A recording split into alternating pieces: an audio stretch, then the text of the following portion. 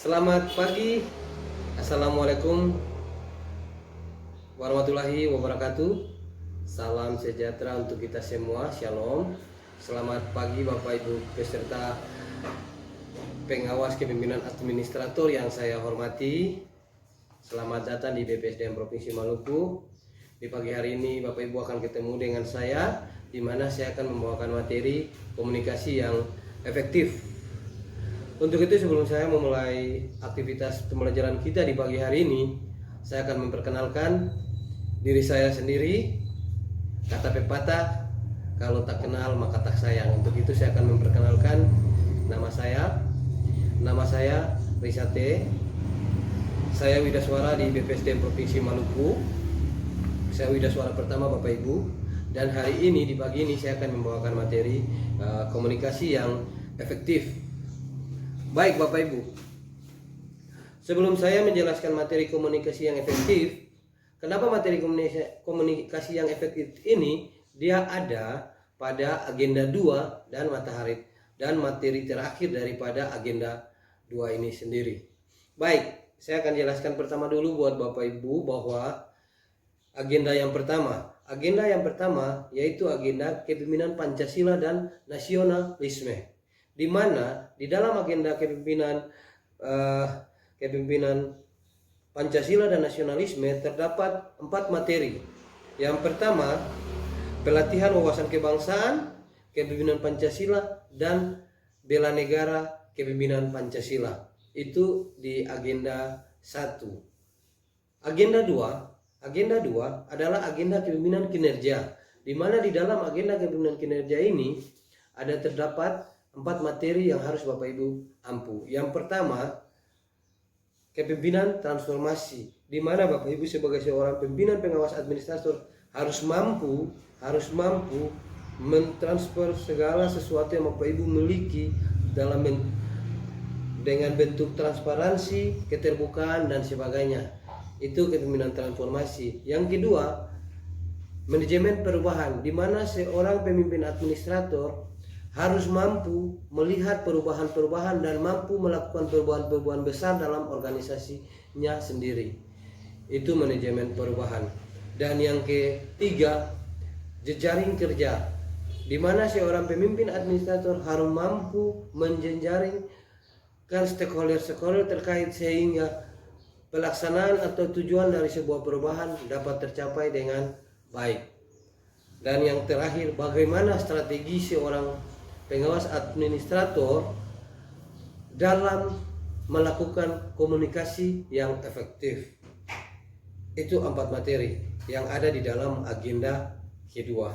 Dan agenda ketiga yaitu agenda kepemimpinan manajemen kinerja, di mana di dalam agenda 3 ini Bapak Ibu terdapat 7 materi. Materi yang pertama, mata pelatihan yang pertama yaitu akuntabilitas kinerja, yang kedua manajemen kinerja, ketiga organisasi digital, 4 manajemen risiko, kelima hubungan kelembagaan, keenam manajemen penganggaran, dan yang terakhir standar kinerja pelayanan.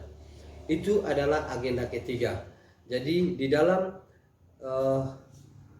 diklat pengawas kepemimpinan administrator ini ada 3 agenda yang harus Bapak Ibu tempuh. Baik, kita akan masuk Bapak Ibu di materi komunikasi yang efektif.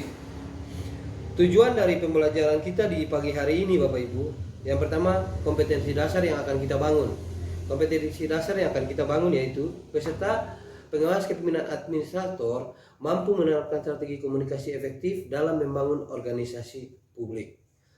Indikator keberhasilan peserta pengawas kepemimpinan administrator dapat yang pertama menerapkan komunikasi efektif sesuai dengan intisari ceramah strategi komunikasi organisasi futuristik. Yang kedua, dapat mendeskripsikan komunikasi efektif dalam organisasi. Dan yang ketiga, dapat menjabarkan pengelolaan strategi komunikasi. Dan yang terakhir, di indikator keberhasilan kita di pagi hari ini, peserta dapat menguraikan framing dan membangun branding organisasi. Baik, kita lanjut Bapak Ibu. Review ceramah strategi komunikasi organisasi futuristik, di sini ada beberapa ceramah yang Bapak Ibu sudah dapatkan. Bapak Ibu harus menuliskan kembali esensi pembahasan yang Anda terima dari ceramah strategi komunikasi organisasi futuristik untuk meningkatkan kinerja organisasi. Yang kedua, Bapak Ibu menuliskan analisis dan komentar Anda terkait substansi ceramah strategi komunikasi organisasi futuristik untuk meningkatkan kinerja organisasi. Dan yang ketiga, pembelajaran lesson learning yang Anda dapatkan dari ceramah strategi komunikasi organisasi futuristik untuk meningkatkan kinerja organisasi. Dan yang keempat, tuliskan strategi penerapan substansi ceramah strategi itu sendiri. Di sini Bapak Ibu akan diminta dari fasilitator untuk Bapak Ibu mengulang lagi materi yang sudah Bapak Ibu dapat, seperti kepemimpinan transformasi, manajemen perubahan, dan jejaring kerja. Bapak Ibu mengulang kembali, Bapak Ibu menulis gagasan apa yang Bapak Ibu membuat, apa yang Bapak Ibu mau melakukan perubahan, siapa saja yang akan Bapak Ibu jejaring menjadi stakeholder Bapak Ibu pada saat melakukan proyek aksi perubahan nanti. Baik, kita lewat komunikasi yang efektif dalam organisasi. Komunikasi organisasi sebagai suatu proses pertukaran informasi di antara dua orang atau di antara orang-orang dalam suatu organisasi, di mana di dalamnya terdapat 4 tahapan komunikasi yang meliputi: yang pertama, attention atau perhatian; yang kedua, comprehension atau komprehensi; yang ketiga, acceptance as truth, artinya kebenaran, fakta, informasi ini benar atau tidak; dan yang terakhir, retention, retensi. Itu adalah komunikasi organisasi. Komunikasi organisasi merupakan perilaku yang mengatur pola komunikasi organisasi yang terjadi di antara orang-orang dalam organisasi dan bagaimana mereka terlibat dalam proses interaksi dan memberi makna atas apa yang terjadi. Komunikasi efektif dalam organisasi. Ada beberapa ruang lingkup dan komponen komunikasi organisasi. Yang pertama, pesan. Pesan menjadi suatu hal yang sangat penting. Seseorang dalam organisasi harus mampu menciptakan dan menerima pesan dengan baik, dan pesan yang baik adalah pesan yang mampu diterima sama seperti apa yang disampaikan. Proses ruang lingkup yang kedua atau komponen komunikasi organisasi yang kedua, proses. Organisasi merupakan sistem terbuka yang dinamis. Oleh karena itu, proses dibutuhkan agar dapat menciptakan serta saling menukar pesan di antara anggotanya. Tidak boleh ada ketertutupan satu sama yang lain, sehingga proses komunikasi itu bisa berjalan dengan baik. Hubungan. Poin yang ketiga dari ruang lingkup komponen komunikasi organisasi yaitu hubungan. Organisasi sebagai sistem sosial. Fungsi dari beberapa bagiannya dijalankan oleh manusia bergantung kepada hubungan di antara manusia-manusia itu sebagai anggotanya. Sedangkan yang keempat, lingkungan. Lingkungan juga sangat mendukung Bapak Ibu. Lingkungan adalah semua totalitas baik fisik maupun sosial yang diperhitungkan dalam pengambilan keputusan mengenai individu yang disebut sebagai organisasi. Dan yang terakhir, jaringan. Organisasi ibarat sebuah jaringan yang terdiri atas serangkaian seri. Seperti ini Bapak Ibu. Itu ruang lingkup dari komponen komunikasi yang organisasi. Peran dan fungsi komunikasi. Peran komunikasi efektif dalam organisasi yang pertama, meningkatkan produktivitas di tempat kerja. Itu peran komunikasi efektif yang pertama Bapak Ibu. Dan yang kedua, menyelesaikan konflik. Komunikasi dapat menyelesaikan konflik. Komunikasi yang efektif. Segala masalah yang terjadi di dalam organisasi dapat diselesaikan dengan menggunakan komunikasi yang efektif, komunikasi yang baik. Yang ketiga, mengembangkan kualitas karyawan. Yang keempat, membentuk hubungan profesional dan lingkungan kerja yang kondusif. Itu peran komunikasi efektif dalam organisasi. Penting Bapak Ibu bagi seorang pejabat administrator pada saat melaksanakan tugas dan tanggung jawabnya sebagai seorang pemimpin. Komunikasi sangat penting Bapak Ibu. Fungsi komunikasi dalam organisasi ada 4. Yang pertama, fungsi informatif. Kedua, fungsi regulatif. 3, fungsi persuasif. Dan yang keempat, fungsi integratif. Itu fungsi dari komunikasi dalam organisasi. Ada beberapa poin tentang indikator komunikasi yang efektif. Yang pertama, substansi harus jelas. Substansi tidak keluar dari konteks. Apa yang ingin Bapak Ibu sampaikan harus Bapak Ibu jelaskan sesuai dengan konteks yang sudah Bapak Ibu siapkan. Yang kedua, penggunaan kalimat yang sederhana. Gunakanlah kalimat-kalimat yang sederhana yang dapat dipahami oleh Bapak Ibu punya lawan bicara, sehingga apa yang disampaikan jelas diterima juga dengan baik. Yang ketiga, melihat latar belakang komunikan. Bapak Ibu harus mengetahui latar belakang komunikan. Seperti apa komunikan tersebut, kita harus bagaimana, baru bisa Bapak Ibu sampaikan apa yang ingin Bapak Ibu sampaikan. Yang keempat, memperhatikan bahasa tubuh. Bahasa tubuh itu juga sangat penting Bapak Ibu. Pada saat Bapak Ibu menyampaikan komunikasi Bapak Ibu dapat melihat bahasa tubuh dari komunikan Bapak Ibu sendiri. Kontrak waktu yang jelas, harus sesuai berapa menit Bapak Ibu akan sampaikan pesan Bapak Ibu, harus pas 5 menit selesai. Waktu yang Bapak Ibu siapkan harus sesuai dengan apa yang akan Bapak Ibu sampaikan. Penggunaan strategi komunikasi. Bapak Ibu bisa menggunakan strategi komunikasi apa saja yang ada di dalam modul kita. Manfaat media komunikasi. Bapak Ibu bisa menggunakan media-media komunikasi yang lain dalam membantu Bapak Ibu untuk menyampaikan pesan. Lalu yang terakhir, mengevaluasi komunikasi, mengevaluasi apa yang sudah Bapak Ibu sampaikan sampai selesai. Ada masukan atau tidak, di situ Bapak Ibu perlu menerima masukan. Itu indikator dari komunikasi yang efektif. Baik, kita lanjut. Ada beberapa arah komunikasi organisasi. Yang pertama, komunikasi ke bawah. Komunikasi ke bawah atau job instruction atau instruksi pekerjaan dari seorang pimpinan administrator akan disampaikan ke bawah. Yang kedua, job rasional atau rasio pekerjaan. Seberapa besar pekerjaan akan Bapak Ibu sampaikan kepada bawahan Bapak Ibu. Yang kedua, prosedur dan praktek, sekumpulan informasi atau peraturan, regulasi dan kebijakan. Yang ketiga, ada feedback, itu komunikasi ke bawah. Semuanya hanya ke bawah. Komunikasi ke atas, Bapak Ibu akan melaporkan apa saja yang sudah dilakukan, masalah pekerjaan yang belum terpecahkan, saran untuk perbaikan, dan bagaimana perasaan bawahan tentang pekerjaan sudah yang pekerjaan satu sama lain.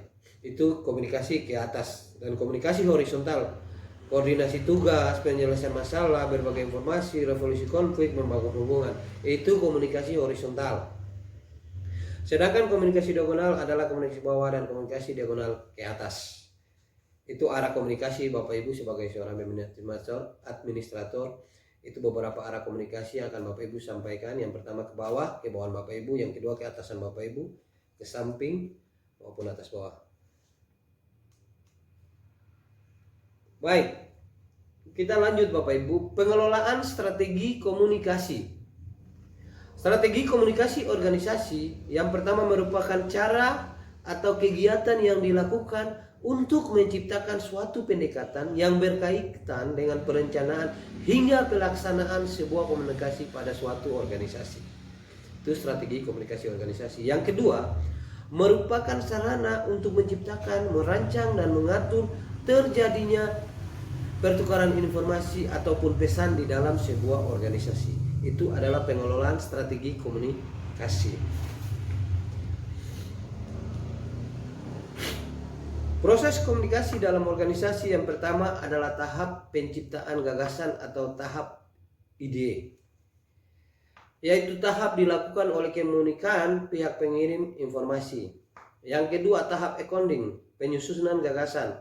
Penyusunan gagasan dalam bentuk simbol atau tanda sandi yang berupa gambar yang mengandung arti makna dari gambar tersebut. Dan yang ketiga, tahapan pengiripan, di mana gagasan yang sudah disusun dalam wujud simbol-simbol atau tanda-tanda sandi disampaikan melewati saluran atau media komunikasi yang sudah disediakan. Yang keempat, tahap penerima. Informasi yang sudah terkirim oleh komunikator lewat media komunikasi diterima oleh pihak penerima informasi. Dan yang keenam, tahap decoding. Tahap menginterpretasikan atau mengartikan gagasan atau pesan yang diterima. Dan yang terakhir, tahap tanggapan, respon atau umpan balik. Ada respon langsung, ada respon tidak langsung, respon yang kurang dimengerti, respon yang dapat dimengerti, sampai respon yang bersifat negatif. 10 strategi komunikasi organisasi. Yang pertama, harus mengenal karakteristik komunikan. Yang kedua, menentukan tujuan. Yang ketiga, melakukan prinsip dasar komunikasi. Dan 4, memiliki attitude, attention, dan action.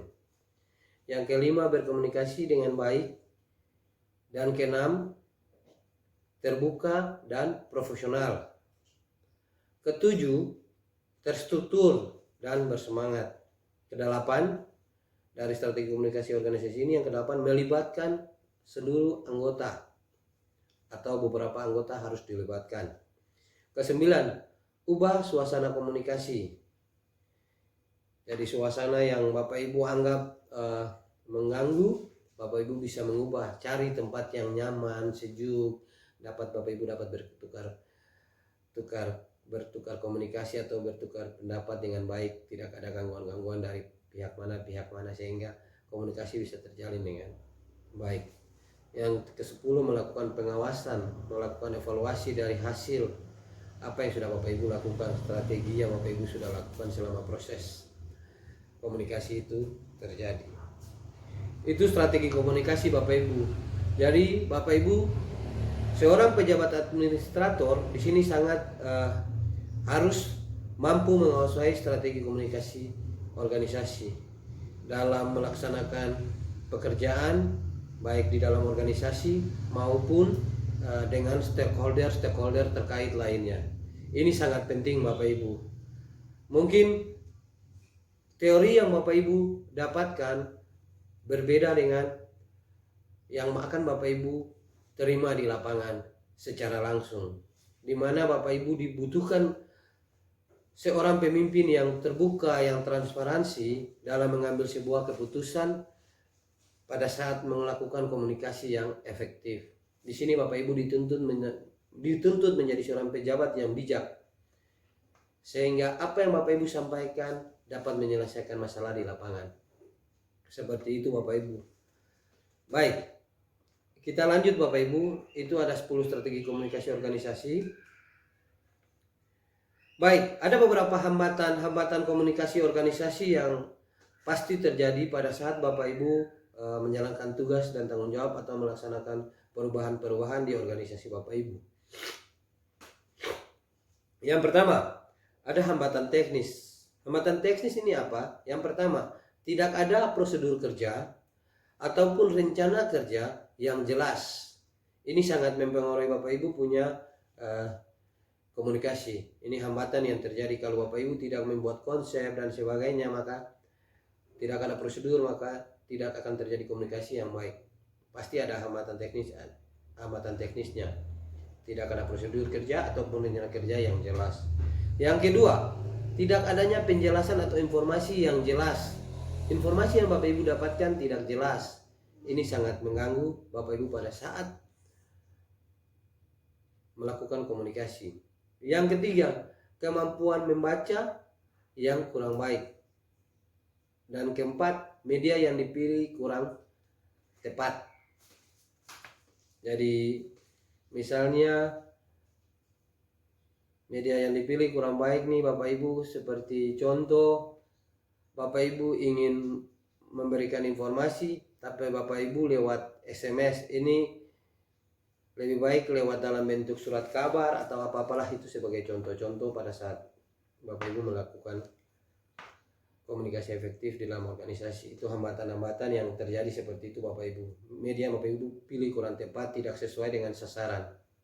Yang kedua ada hambatan semantik atau hambatan jenis ini adalah hambatan yang terjadi akibat proses penyampaian pengertian atau ide yang tidak efektif.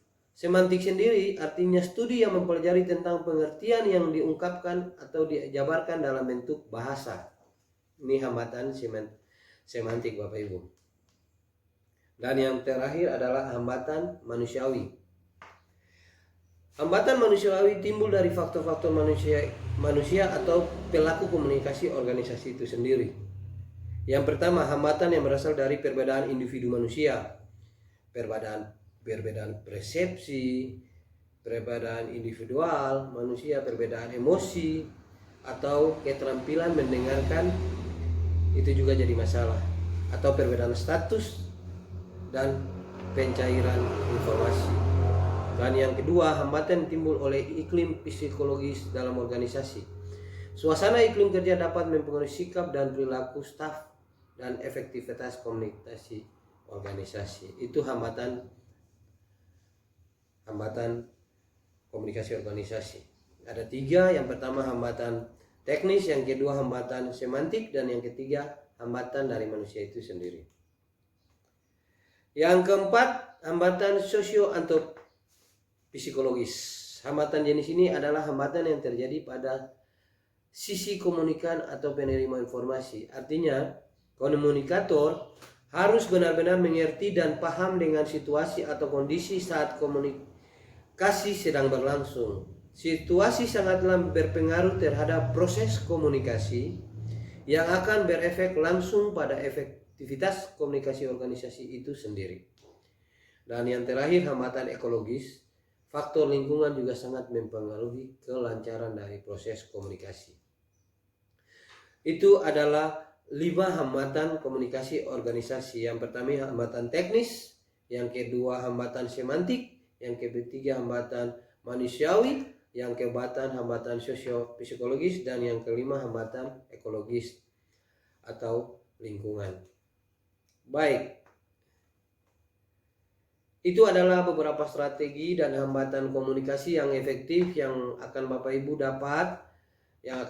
dapat nanti, dan akan Bapak Ibu lakukan di tempat kerja Bapak Ibu pada saat melakukan proses perubahan dalam organisasi. Mungkin itu saja dari saya Bapak Ibu. Intinya Bapak Ibu adalah seorang pejabat. Berkomunikasilah dengan baik dengan siapapun, baik pimpinan, bawahan, jejaring kerja atau stakeholder lainnya. Di mana Bapak Ibu menciptakan komunikasi yang baik, akan mendapat feedback juga yang lebih baik. Mungkin itu saja dari saya. Kita akan lanjut di film pendek dan kita akan diskusi tentang komunikasi yang efektif. Sekian dan terima kasih. Assalamualaikum warahmatullahi wabarakatuh. Salam sejahtera untuk kita semua. Shalom, selamat siang.